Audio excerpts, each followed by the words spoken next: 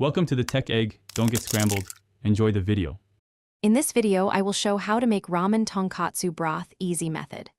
Simmer pork bones with water and aromatics on high to extract collagen, skim impurities often, then reduce to a rich, creamy broth.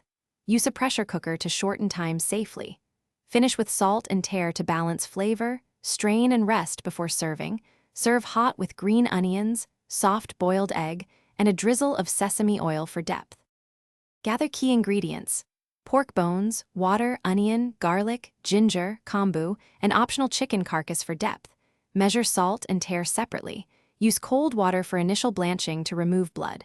Roast bones briefly for extra flavor. Keep a large stock pot or pressure cooker on hand. Plan for at least one low simmer and a taste adjustment session near the end. Allow broth to cool before refrigerating to skim excess fat for a cleaner bowl. Start by blanching bones in cold water to remove blood, then roast or brown for depth. Simmer vigorously for the initial hour, then reduce to a low simmer for several hours or use pressure cooking to save time. Skim foam and add aromatics halfway through. Finish with a long reduction for creaminess.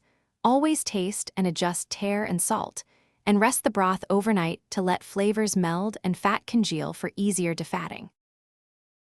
Thanks for watching. Consider subscribing if I helped unscramble your problems.